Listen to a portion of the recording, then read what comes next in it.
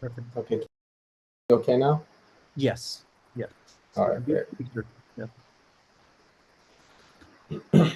Okay. So maybe we can start. Hello, everyone. Thank you for attending another machine learning seminar from Vanderbilt University. Today, we are very excited to host Dr. Peyman Milanfar. Peyman is a distinguished scientist and senior director at Google Research, where he leads the computational imaging team. Prior to this, he was a professor of electrical engineering at UC Santa Cruz from 1999 to 2014. He was associate dean for research at the School of Engineering from 2010 to 2012. Peyman's team at Google has developed several core technologies, including the digital zoom pipeline for the Pixel phones. Most recently, his team led the development of on-blur feature launched with Pixel 7 Pro. Peyman received his undergraduate degree in electrical engineering and mathematics from UC Berkeley and master's and PhD degrees in electrical engineering from the MIT. Along with his students, Peyman has won several Best Paper awards and was a distinguished lecturer of the IEEE Signal Processing Society. And he's also a fellow of the IEEE for contributions to inverse problems and super resolution in imaging.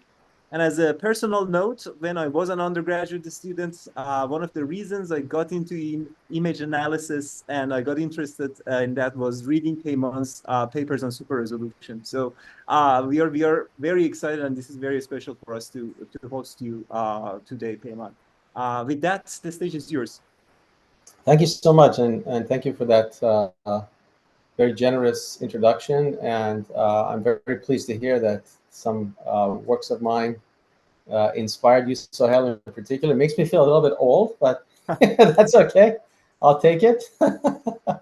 All right. Well, again, thank you for inviting me. It's my pleasure to be here, and I want to talk about denoising today. I know you've probably heard about denoising in lots of different contexts, and I want to give you kind of what I think is a broad overview of denoising as a general building block for lots of different things.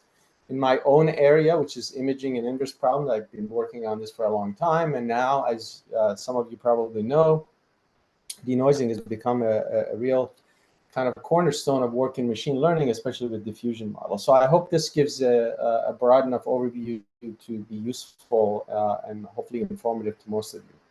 So let's go ahead and get started. I'm going to kind of have a list of things that I'm going to talk about. So I'm going to break it down as to what they are, and then we'll do them one at a time. So I'm going to talk a little bit about denoising as a natural image decomposition, a very simple idea with powerful consequences. I'm going to talk about the structure of general denoisers and how we can understand them. Denoisers as the engine of diffusion models, something I just mentioned. And then finally, a denoiser as an implicit regularizer for solving inverse problems. Okay, so let's start with the very simplest description that we can give of denoising. This is sort of an inverse problem, if you like, but it's the simplest of the inverse problems.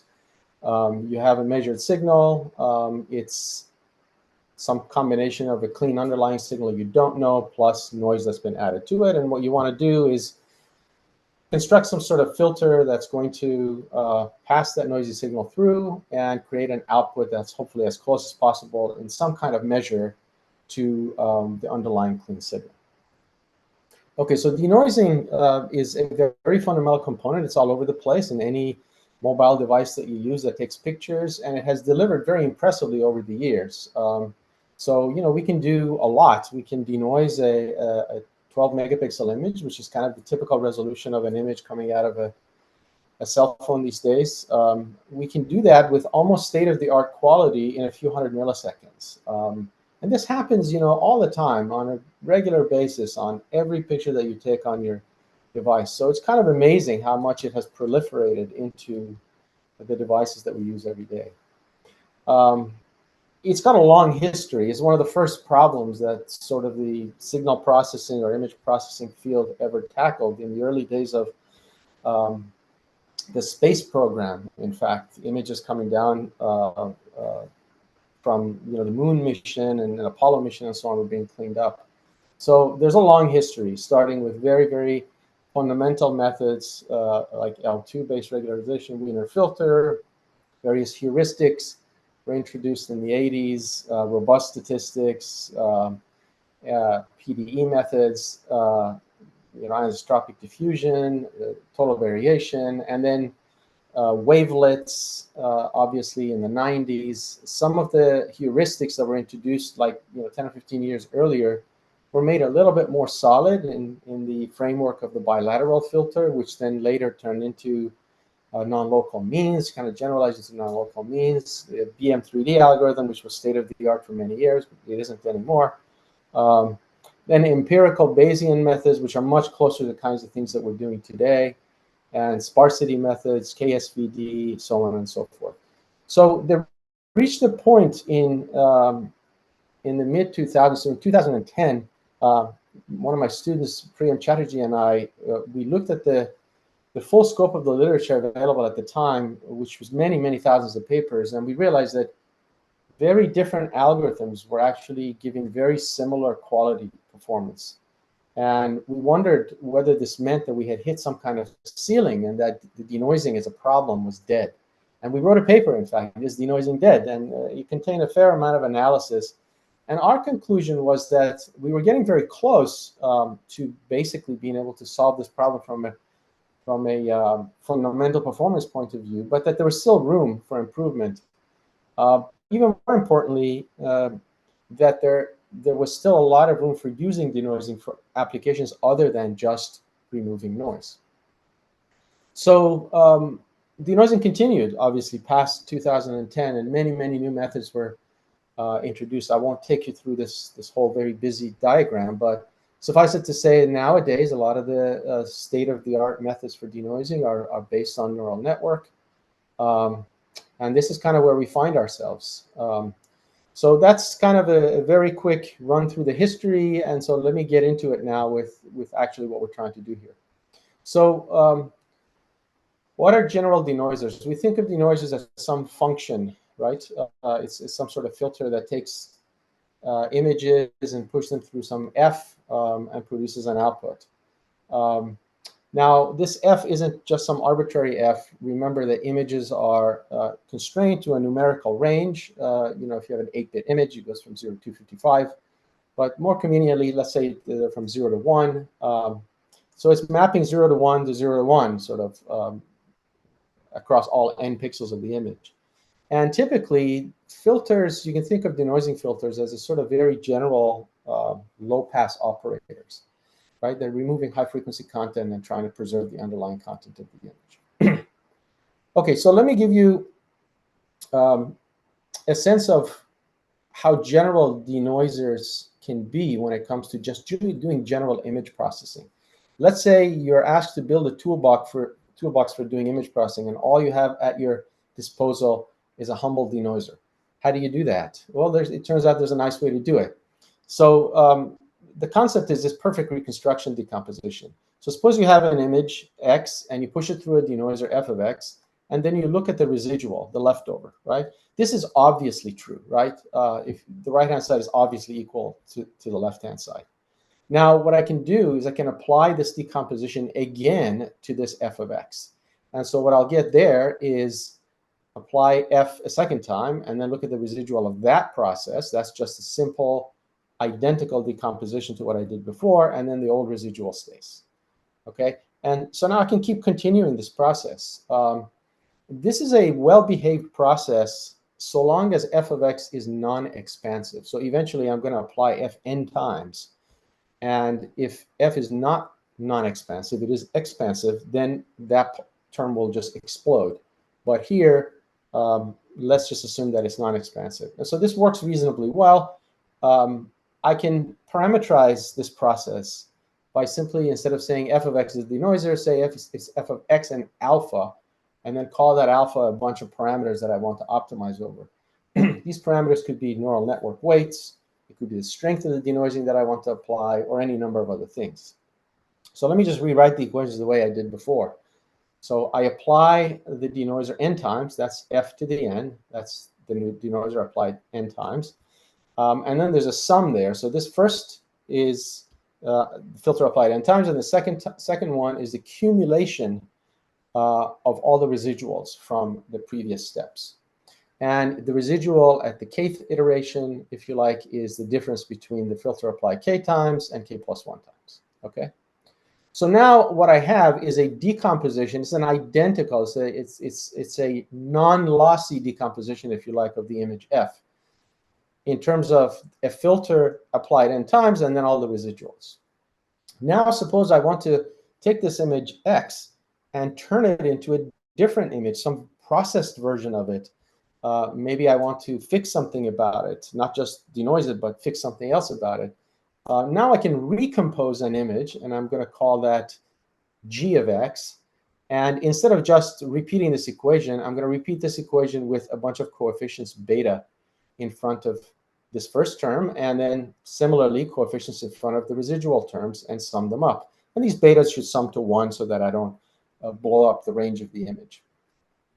Okay, so what this is this recomposition is basically parameterizing all the different images that I can get by just sort of rearranging and reweighting different parts of this. You can think of this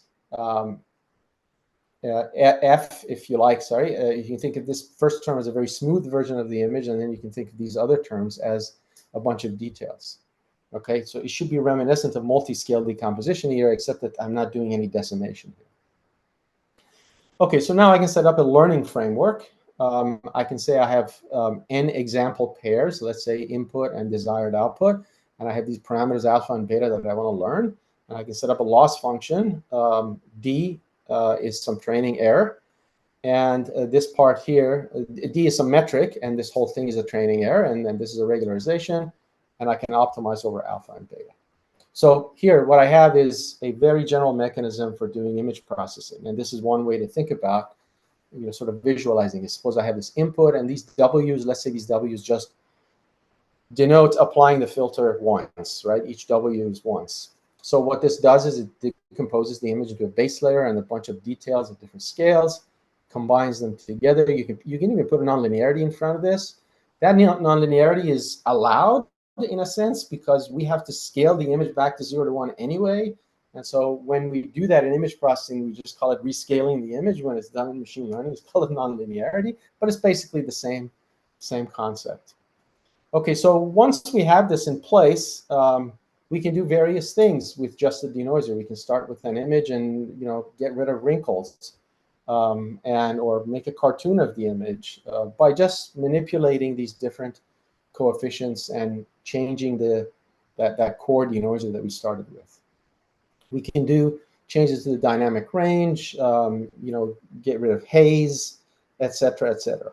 So I hope this gives you an idea of, if your toolbox only contained a denoiser and addition, subtraction, and maybe a very simple nonlinearity, you would have an entire image processing toolbox at your fingertips. So this was just to illustrate the power of what you can do with a simple denoiser. Okay, now let's talk about the structure of general denoisers. By the way, I'm happy to take any questions if people want to interrupt me. I don't mind at all. All right, so let's talk about, yeah, Sohail, did you want to ask any questions? No, if there is any question in the chat, I will stop and ask it, Peyman. Okay, that sounds great. All right, and now let's talk about the structure of general denoisers. And here I'm going to talk about a few very broad categories. So the first is called pseudo-linear. These are, I'll get into the details a little bit, but let me just rattle off the names of the filters that you might be familiar with. So non-local means, bilateral, BM3D, etc. These all fall into this category. Bayesian, maximum a posteriori, minimum mean squared. I'll talk about those in more detail very shortly. And then other, I say these are either based on PDEs, things like anisotropic diffusion, or neural network based. It turns out some of the neural network based ones can also be thought of both as approximations to Bayesian denoisers and also as pseudo-linear denoisers, depending on what the nonlinearity is. Okay, so let me talk about pseudo-linear denoisers by just talking about linear denoisers first, right? Linear denoiser is just a linear filter. Everybody should know what they are. So what you have is you have the input image, and you're taking a linear combination of the input pixels, and you're producing an output pixel, right? And so that's exactly what I've written here. These Wij are all the weights that point to a particular pixel on the output. All right, so I can take this and generalize it by saying, okay, for a very simple linear filter, these weights are fixed. But for a pseudo-linear filter, I'm going to also allow the weights to be a function of the input pixels. Okay, and let me write this in a bit more tidy way from a linear algebra perspective. So I'm going to take all these weights, and I'm going to stack these weights into a vector like this. So Wi is a column vector, Wi transpose a row vector. And then I'm going to put all of these Wi's into the rows of a matrix W. And now the filter that I just described to you in the previous slide is just going to be f of x equals W of x times x. And if W doesn't depend on x, you have a linear filter. If it does, you have a pseudo-linear filter. What do these weights look like? It's you will not be surprised that these weights have been computed in lots of different contexts, things like non-local means and so on. So suppose you take the pixel, this blue pixel, and you measure all the differences between that blue pixel and all the other pixels in the image. So xi is a fixed pixel and xj is all the other pixels. And then you can pick the red one, fix that as xi, and let xj be all the other pixels. And this is what the weights are going to look like, okay, for this particular case. These values that you see here, if I were to scan these into a vector and put them in a row, each of these images on the left and on the right, these would be one row of that matrix W. Why am I calling this K? Is K here is just the raw weights, W is the normalized weights. So W simply normalizes each row to sum to 1, so the weights sum to 1, okay? All right, so that's kind of what this looks like. It turns out that these pseudo-linear filters often approximate Bayesian denoisers. This is not something that's very widely understood. It is well known for as far as 10 years ago or more, but it's not widely appreciated. These are also very convenient filters to use because they have two very distinct stages. There's a nonlinear stage, which is the calculation of these weights, like I showed you, like these weights and normalization of them. And then there's a stage where you just have the weights fixed and you just apply them to the image, okay? So they're kind of linear filters in disguise. I also want to make a notational remark here, which is that I'm going to call the Laplacian basically the residual of the denoising process, okay? It'll become clear why that's the case or why I'm calling it that. So W of x times x is the filter, and L of x, which is I minus W, I'm going to call that the Laplacian going forward. All right, now let's talk about MAP, maximum a posteriori versus minimum mean squared error. So MAP is the maximum value or the peak of the posterior Pu given x, whereas MMSE is not the peak, but rather the expected value of this conditional, of this posterior. And they don't coincide. They would coincide if this P of u given x was perfectly symmetric, or if there's variation, if you like the standard variation, the standard deviation of this distribution was so small, then those two estimates would be very close to each other. Now, let's break these down and talk about how each of these sort of behaves.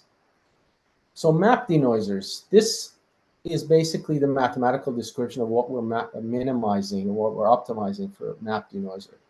This first term comes simply as, it's there because we're assuming the noise is Gaussian, white Gaussian with standard deviation sigma. This phi of u is the log of the prior. So this was P of u, that's the prior, and this is negative log of the prior, and that's the term that ends up here. Okay, now it turns out that if you look at the optimization literature, forget about the fact that this is called MAP. If you just look at this right-hand side here, when you minimize this, this has a name in the optimization literature. It's called the proximal operator. in particular when phi is convex. So it turns out that even though this doesn't look like it has a closed form solution at all, right? Most of the time it doesn't. We solve this numerically by optimization, like numerical optimization. It turns out there is a closed form way of writing the solution. And that is, the map estimate is x, the noisy image, minus sigma squared times the gradient of phi of x, except that this isn't quite phi of x. This is a kind of smooth version of the phi that you started off with. And that smooth version is something called the Moreau envelope. Let me show you a numerical or a graphical description of what this looks like. So let's say the phi here was just L1, and that's what this is here. That's the blue curve, L1 regularization. If you compute phi sigma, which is the Moreau envelope, it turns out you get something called the Huber loss. It behaves like L2 here from -1 to 1, and then it's perfectly linear outside of that range, okay? And if you then compute this x minus sigma squared gradient of phi sigma, you get exactly what's known as soft thresholding, okay? And this is the flat region of the soft thresholding, and this is the linear regions, okay? So that's how this works. Now, what about MMSE? MMSE can be a much messier affair in some sense, because on the right-hand side, you've got this very complex integral. We'll talk about how to evaluate that later. But for the time being, there's a Tweedy's formula. There's something called Tweedy's formula that actually allows you to get away with computing this right-hand side without directly having access or having to compute this integral directly. And this is a really remarkable formula. It's been discovered and rediscovered over the years many, many times. What it allows you to do is to write this right-hand side as x plus sigma squared gradient of p of x divided by p of x. P of x is the marginal density of x. Remember what x is. X is u plus noise, right? So P of x is not the same thing as the density of u. It's a blurred density of u, right? Because you take a random variable u, you add noise to it, what you're going to do is you're going to blur that probability density. So P of x is basically a blurred version of the prior. So if I rewrite this term a little bit more elaborately, so this gradient of P over P is simply the gradient of the log of P. And then I can rewrite this term by just defining another version of phi, this time phi sigma with a tilde on top of it. And if the right-hand side looks a little complicated to you, don't worry about it. It's just a negative log of a blurred version of the prior. It's not the negative log of the prior anymore. It's the negative log of a blurred prior. Okay, so let me show you this again graphically. So let's start again with L1. Now, if you compute this phi sigma of the tilde on top of it, this doesn't have a nice closed form anymore. It's kind of actually an ugly calculation most of the time.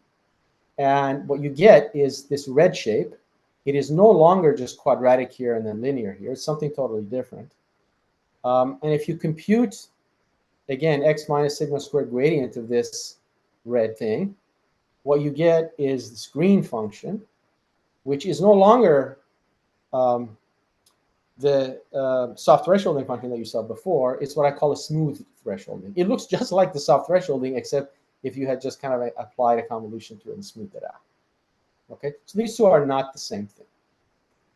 But what I want to get across is that the various different forms of denoisers that I showed you have something very interesting in common.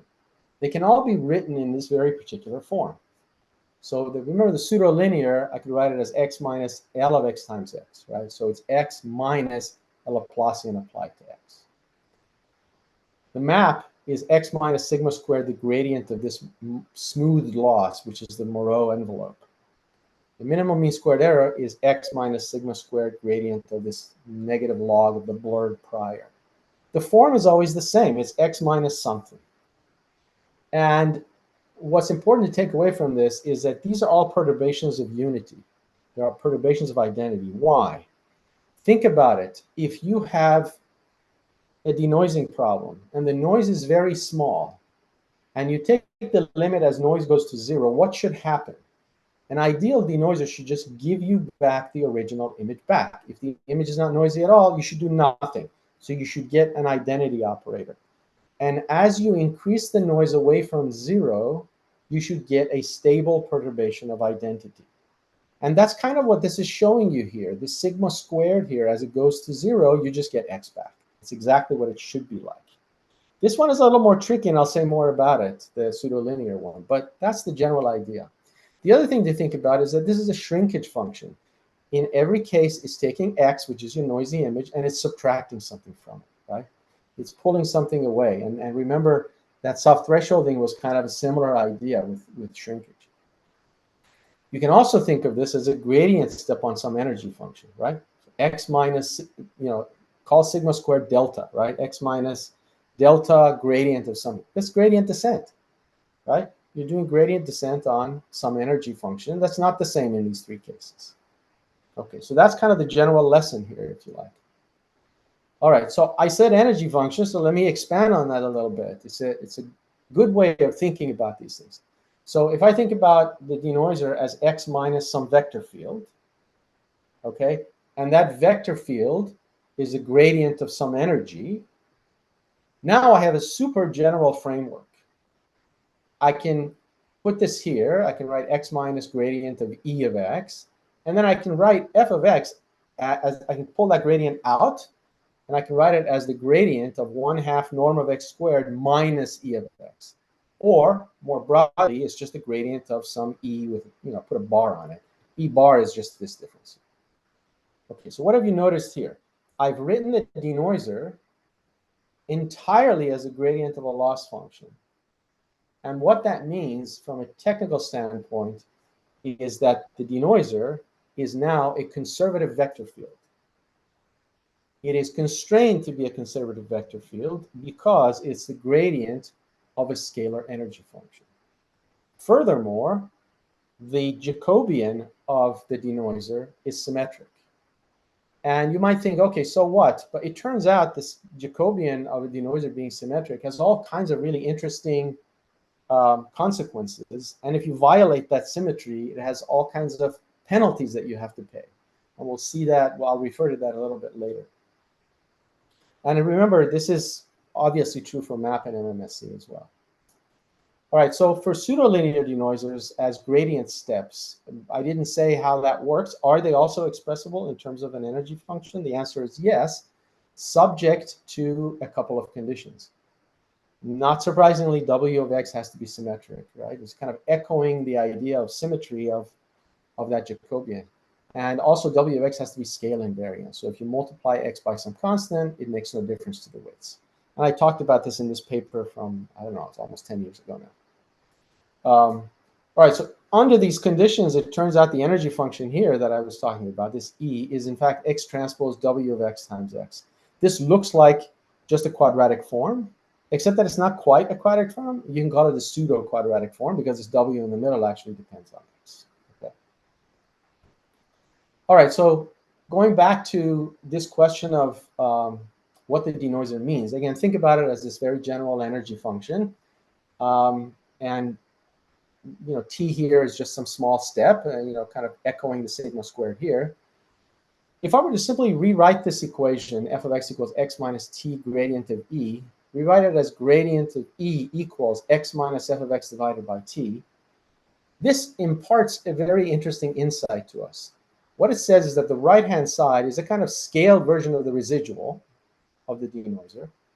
And the right-hand side, if you think about e of x as an energy function that attaches a certain number to a particular image on a manifold of images, what the gradient of E tells you, it tells you the local geometry of this presumptive manifold of images near X. And it turns out this is very similar to this idea of the score function. I'll make that more clear in the next few slides. And so what you have is an insight that says a good denoiser, by virtue of its residual, can allow us to sample from or sort of project onto this manifold of noise-free images. And I put project here in quotes because it's not strictly speaking a mathematical projection. What it is that it takes you one step closer to this set of valid images. And so this is really important, and this insight has been used in many, many different papers, and including a paper that we recently wrote. So this brings me, now that I've set this kind of very general framework, this is the right place to talk about denoisers as the engine of diffusion models. So let's talk about diffusion models. What are they and why are they useful? So if you take an image and assume that it comes from some probability density function, P of x, and you slowly start adding noise to it, you will eventually end up with a sample of noise where basically all the signal has been more or less decimated, right? In the denoising diffusion probabilistic models, this is the modeling part, where you attach a real image to a sample of noise. The diffusion part is really kind of a misnomer. It's an inverse diffusion where you're trying to gradually remove noise and go in the other direction. So you start with a sample of noise and you try to produce an image that lives on this manifold. This is a really hard part. And so how do we do it? If you think about it in the context, from my point of view, as someone who's worked in image enhancement and sort of low-level vision for many, many years, generative modeling, this idea of starting with noise and kind of, or starting with something really corrupted and going to a real image, this is something we've been working on for decades. It's called image restoration. And generative modeling or diffusion is like, it's sort of an extreme version of image restoration, right? And so some of these ideas actually have very interesting parallels between the stuff that we've been doing for many years and the more recent work in machine learning. So I want to kind of anchor on that similarity and make a few points that will hopefully be illuminating. All right, so let's talk about one way that we would sample from this desired probability distribution. One way to do it is through something called the probability flow. So you write this ordinary differential equation, and on the right-hand side, you have this score function, which is sort of, it's a beautiful mathematical description because as a flow, the right-hand side sets you up so that you can start with any initial condition, let's say xt, and this right-hand side will simply move you towards this probability density function, right? That's a definition of a flow equation, which is what we have here. And this gradient of x log of p, this gradient of the log of the density is called the score function, right? We talked about that earlier. The trouble is that you don't have this score function. If you had this score function, it would be super easy to do. And so now from here on, all the things that you do are tricks to how to get to that score function and how to solve this equation. Okay, but remember Tweedy's formula that I told you earlier, right? It comes to the rescue again. And I would say Tweedy's formula is sort of the linchpin of what makes almost everything work in diffusion models, even though it's not widely acknowledged to be such. So if I were to just take Tweedy's formula, which is about this MMSE estimate, and I would just rewrite it, what I get is that exactly this right-hand side equals x minus the MMSE estimate divided by t. You see, this is just simple algebra from the left-hand side to the right-hand side. Two observations I want to make. I can directly replace this right-hand side with this, right? And remember what I said, this is just the residual, right? It's exactly the formula that I showed you before. And now what I have is the probability flow has turned into a residual flow where the lack of access to the score function has been replaced with the MMSE denoiser. It sounds great, except for the fact that most of the time we also don't have access to the MMSE denoiser. Okay, so we've gone a little bit better, a little easier, but not quite there yet. So what do we do now? Without direct access to the MMSE denoiser, we have to replace the MMSE with some arbitrary denoiser. And furthermore, let's say we have that and we put it in here and kind of bite the bullet and say, all right, you know, let's put a different denoiser here. You still need some kind of numerical scheme to solve the ODE. So these are the two major things. And if you look at a lot of the literature on diffusion models, the vast majority of them are concerned with one or the other of these things and how we kind of deal with these different trade-offs that we have to make. So something I want to point out is that if you remember, I said MMSE denoiser and the map denoiser, and in some ways the pseudo-linear denoiser had this nice property that you could write them as an energy function, and then this right-hand side had a nice symmetric Jacobian. But if you throw away this E and replace it with any denoiser, all those nice properties go away. Okay? And so there's been a bunch of papers that have talked about how to bring those properties back and make sure that this Jacobian is symmetric and so on and so forth.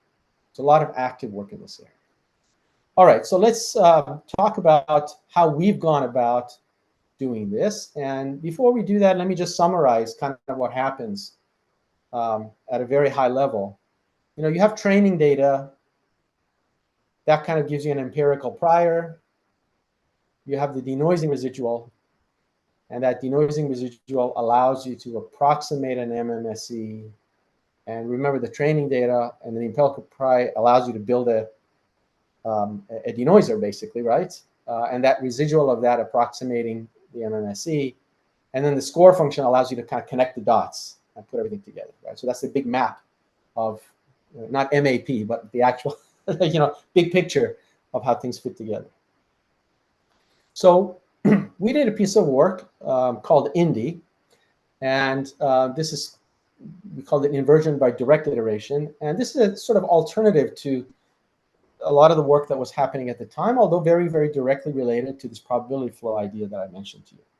It's a kind of iterative restoration, which turns out has a nice interpretation as a diffusion. It's a kind of implicit diffusion. We built it specifically for the purpose of restoring images, not just generating images. And on restoration tasks is highly competitive, but it turns out as a side effect, it's also a generative framework, but we don't claim that it is state of the art. But let me explain the framework for how this works. So for typical inverse problems, you have a many-to-one situation. So the many clean images could have led to the degraded observation. And so when you solve inverse problems without properly regularizing, or if you solve them in one shot, what you end up getting is a kind of regression to the mean I've written here, but it's more like an aggregation. It's a regression to an aggregate estimate that may not be enough, sufficiently detailed or have the characteristics that you expect. So what we do is we split the problem and iteratively restore. So we consider a very particular path for each estimate. We say it's a linear combination, in fact, not just linear, but it's a convex combination of an estimate at X and the degraded estimate that you started off with. And I'm going to assume T is kind of where you start, and T equals 1 is where you start, and T equals 0 is where you end. So this is one particular path to solving that equation, right? It's one particular way of evolving the XTs, parameterizing that path. This is also, in a very general sense, these are called bridges, right? So it's kind of a bridge between an estimate and the place where you start. Okay, so we split it into small steps, and instead of going directly from the input to the output, we take little steps. And what this does from an inverse problems perspective is that it results in this less of a regression to the mean scenario. The statistical justification for this approach is that it allows you to propagate the MMSE. So it turns out that if you have an estimate at time S and you have an estimate at time T, in order to get from the estimate at time T to an estimate at time S, you can go forward all the way to X0, and then you can come back, right? Now, how do we use this in practice will become clear momentarily, but this actually allows you to propagate your estimate in small steps instead of having to push it all the way through. And that becomes basically the description of how this is related to diffusion. So if in this equation I simply let S be equal to T minus delta, what you have is the left-hand side is x at t minus delta, so a little bit closer to 0, start from 1 and go a little bit closer to 0. This is just a linear combination of the estimate if I were to go all the way to 0, combined in a convex way with the estimate at the previous time step t. And so this is it. This, if I call this right left-hand side an estimate at t minus delta, then this whole thing here is my equation. But this is also unknown, right? So now at this point, we're going to replace this unknown with a neural network and try to control its properties as much as we can. And we have to do this for various different values of t. We have to do it for small values of t so that you can make small steps, and we have to do it slightly larger values of t so you can make larger steps. And then we can play with that range and optimize performance. So here's a quick example of denoising. These are just point positions that we're denoising. If I were to just do direct regression, we would end up at the red points from the blue points.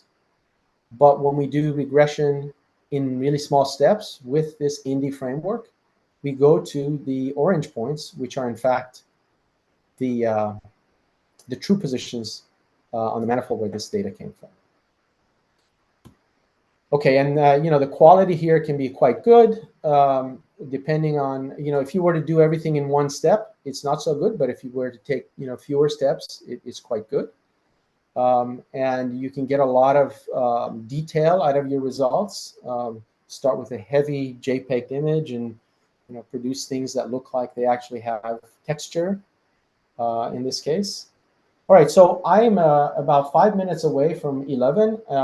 I have one more section to go through, but I'm going to stop here and see if there are any questions. I would much rather answer questions than kind of push through the rest of it, but I'll let you, Sohail, give me some guidance. Do you want me to go through the next section, or do you want me to answer questions? So far, no questions on the Q&A. Like I have a very quick question myself on this. All right.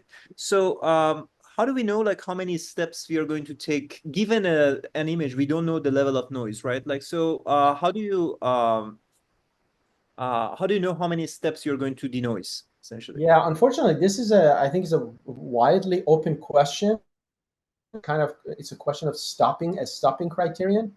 You don't obviously have access to things like mean squared error and so on and so forth, because that would require knowing the clean image. And so oftentimes we make these decisions based on various sort of subjective factors, like does the image look good enough, right?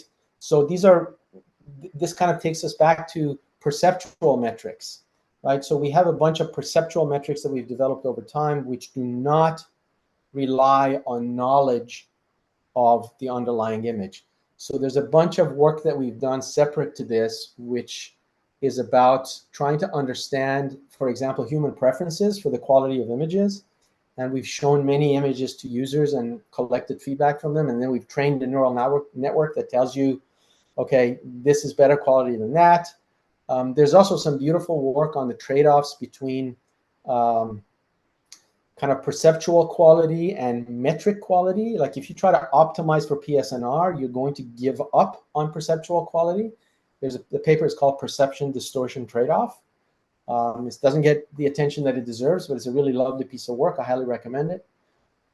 So, I don't have a very clear answer for you, except for the fact that, it depends on the application, and it's very much kind of, I would say, sort of artisanal, depending on what you're trying to do. Got it. Thank you. Mm-hmm. Okay, so let me go for a few more minutes and talk about this denoisers as implicit regularizers or priors, related to what we just talked about earlier. Okay, so this work is actually getting, it's been a few years now, but it's still quite relevant and it's still being used and cited, I'm happy to say. So in this direction, there's been two major pieces of work that were developed. In 2013, our colleagues at Purdue and Los Alamos developed this method called plug-and-play priors. And the idea there was that you have this optimization problem that you want to solve for an inverse problem, and you use ADMM to solve the optimization problem. And if you look carefully at ADMM, there's one step that looks like denoising. And so what they did is they replaced that with an arbitrary denoiser, and that became kind of the basis for plug and play prior. So later, about 3 years later, Mickey Alad was visiting me at Google, and with his student Yaniv, we came up with this idea of regularization by denoising. And the idea there was that we tried to be a little more, I guess, principled about trying to see how we could put this framework of regularization in more solid footing. And so we had to make a bunch of assumptions as to how denoisers could be made into priors. The idea was to start with a Laplacian regularization like this. I showed you earlier how that would work, and to generalize it to arbitrary denoisers. But interestingly enough, before I talk about the details, let me just mention, even this framework turns out has at least a superficial resemblance to denoising diffusion. It involves a linear operator, a nonlinearity, a linear operator, a nonlinearity, and so on and so forth. So, if you think about F as a denoiser, so you apply a linear operator, and then you denoise, and apply a linear operator, denoise. So it sort of looks like those earlier methods. Okay, so I mentioned Laplacian regularization. This should be clear what I mean by this from the earlier discussion that we had, and this had been done for many years, as early as 2008. And the problem with this is the Laplacian matrix is big and it's really difficult to work with. You can fix it one step at a time, so some of the numerical difficulties can be overcome, but we just want it to be much more general. So we said, hey, if you look at the Laplacian, you can write it as x transpose x minus wx, right? Remember that I just mentioned that. So we said, why not just replace this x minus w of x with x minus f of x? That's, residual. And imagine f being an arbitrary denoiser. Well, it turned out we couldn't get away with an arbitrary denoiser and make it work, so we had to make a bunch of assumptions. And these were regularity conditions that we had to assume, one of which was, guess what? Jacobian symmetry, which I talked about earlier. And it turns out there's another condition called homogeneity, but I won't get into that too much. So it turns out if you do that, if you make these regularity assumptions, the gradient of this term, of this regularizer, turns out to be just the residual. It's kind of magical how that works, but with these conditions, that turns out to be the case.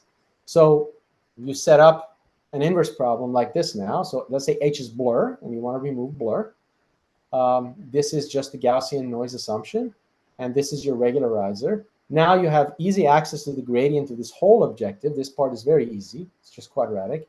And this part is easy to compute the gradient of. It's just x minus f of x. It turns out we can show this whole thing is convex objective, and now you can leverage powerful optimization algorithms to solve it. Now, as I pointed out in our paper, we made the conditions that we needed to make this work were somewhat restrictive, but somewhat surprisingly, even if those conditions hold, it turns out good denoisers give good performance if you just stick them in here. And that's something that folks have been writing papers about for a long time, like trying to justify why does this work, even if those conditions are violated.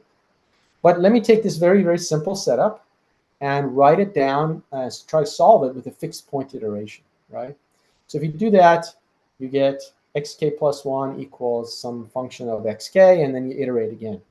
The terms here that I've highlighted are fixed.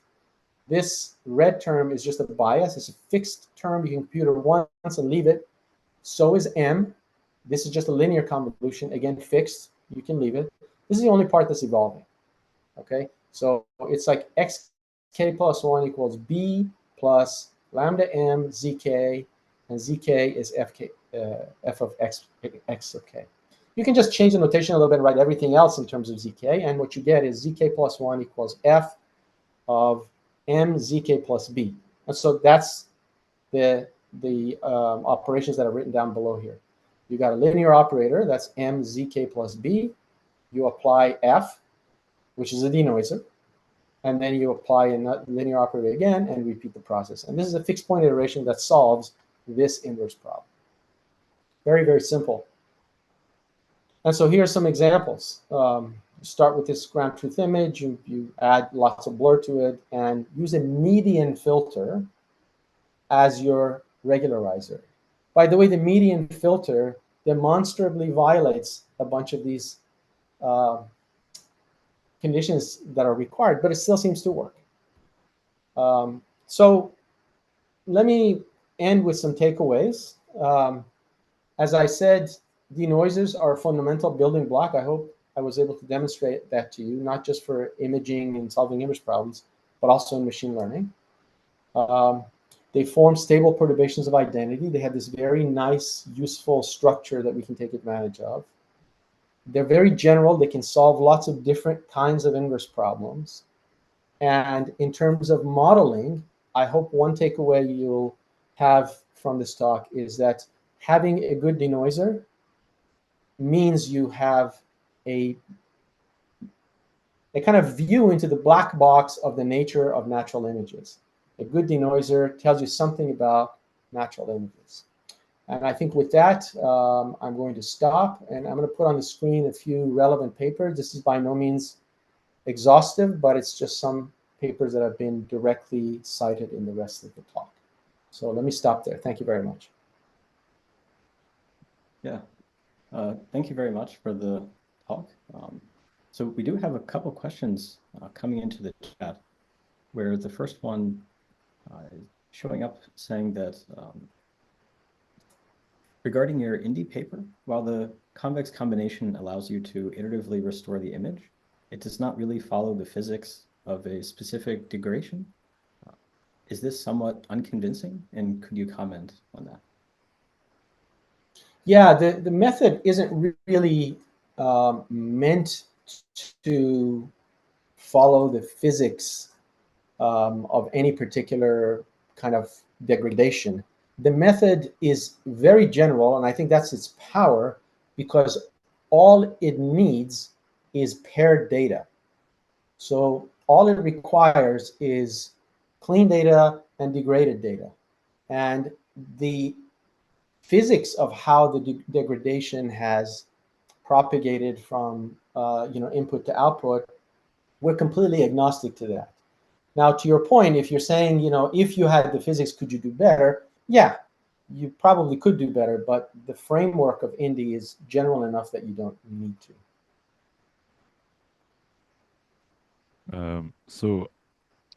We have a second question.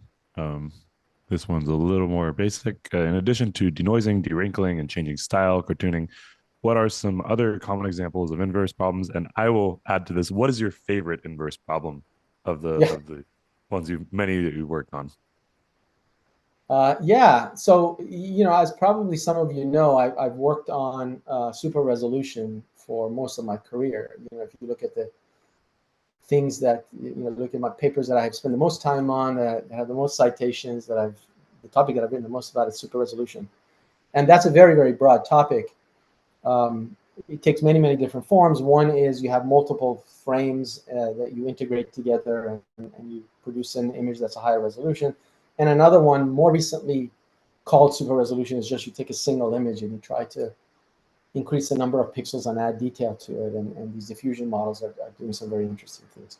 So if I had to pick a favorite, I would say super resolution, just because it's something I'm super familiar with. Great, thank you. I think I personally have a question, since there maybe aren't any more in chat. When thinking about this denoising operator and the fixed point iteration, obviously this recalls back all our dynamical systems thinking, and are these exactly these requirements, these constraints that are come up in the red paper and the red line of work? Are those the same as the fixed point stability requirements for convergence there? Are we really just talking about dynamical systems having a well of energy at that fixed point? Yeah, that's pretty much it. I mean, not all of these are that simple. So, if you're, it sounds like, you know more about dynamical systems than most people. My background is also that, signal processing and so on. So a lot of the analysis here, it can be, especially for, filters like the pseudolinear filters, it's like kind of Lyapunov analysis, right? Lyapunov energy and fixed points and convergence results there. So yeah, there's a lot of relationships here to kind of stability of these. They're almost never linear unless you linearize them. And most of the time they're either pseudo-linear or they're completely non-linear. So yeah, there's a lot of interesting stuff to be done. So we have sort of the computer vision, low-level image processing stuff. We have optimization theory, and then we have dynamical systems that helps us understand the convergence results. Oh, that's a beautiful convergence of many different fields. I agree. I think Tyler has another one. I think. Yeah, I guess while waiting for some more potential questions to come in. So I guess following up on, so Hale had the question of kind of how to know when doing this image restoration, how many steps or iterations. And you mentioned that this is typically done somewhat visually. And so I guess I'm wondering, primarily, I work more in the graph domain. And so thinking of applying some of these things to like the graph denoising, and thinking, do you have any suggestions on ways that this could be calculated somehow, since it might not be possible to visualize such things in some other domains? Yeah, so I think that maybe the easiest way to think about this, just kind of from a conceptual point of view, is to consider the pseudo-linear case, right? So if you apply one of these pseudo-linear filters, well, okay, let's step back even more. Let's think about them as linear filters, right? If you apply the linear filters multiple times, you have W times X, and then you have W squared times X, and so on and so forth, right? Now, if you go to the pseudo-linear case, then the W is not fixed, right? So you've got, if you like, W1 times W2 times W3, and so on and so forth.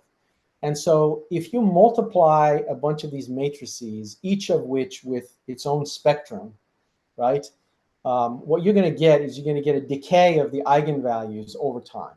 And that decay isn't going to be just, the eigenvalues of the first matrix raised to some power. It's literally going to be the power. It's literally going to be the multiplication of the eigenvalues of the different steps of the iteration, right? And so at some point, you're going to get the dominant eigenvalues becoming more and more dominant, and you're going to get some of these smaller eigenvalues starting to degrade to zero.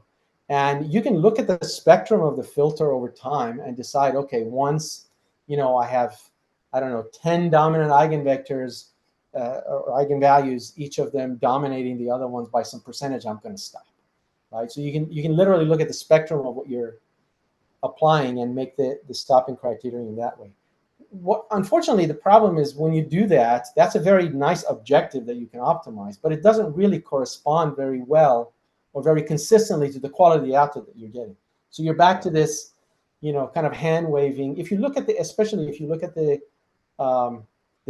diffusion literature, it's all about the number of iterations, right? It's all about how many times you do things, when you stop it, and like trying to reduce the number of iterations and so on. And most of that is, at least as far as my knowledge of the literature is concerned, is fairly subjective. Yeah, that makes sense. But yeah, thanks for the suggestion, though. No problem. Let's see if we have any other questions. Looks like there's one more. Okay, we have one more from the chat. Do you think these inverse algorithms could be used in tabular data domains as well? For instance, missing data imputation, for which we do not have reference values to apply MSE.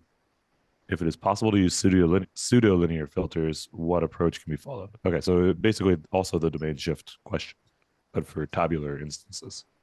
Yeah, I mean, I think of the subject of this question is basically, can you do this thing for filling in data that's missing? If I put it in my language, it's sort of like doing infilling in images, right? You know, you have an image and you kind of remove a bunch of pixels and then you want to fill it back in.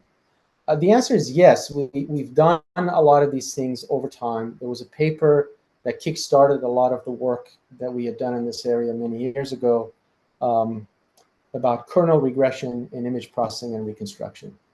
And I have not put that, I don't see it up here, but it's with myself and one of my former students. It's called kernel regression in image processing and reconstruction. So if you look there, you'll see how all of these different methods can be applied to solving inverse problems, but also imputing missing values from images. So it is covered in that. Great. Tyler, do you have final things for us? No, just yeah. Thanks again for joining us, and especially yeah, Peyman. Yeah, an amazing talk. Yeah. Thanks. Thank you. Thank you very much. Yeah, thanks for inviting me. My pleasure. And I'm sure Sohail would also be thanking you profusely, but he had to go to a qual right now. So All right. um, Take care. well, Thank you. Take care. thank you all. Thanks. Bye.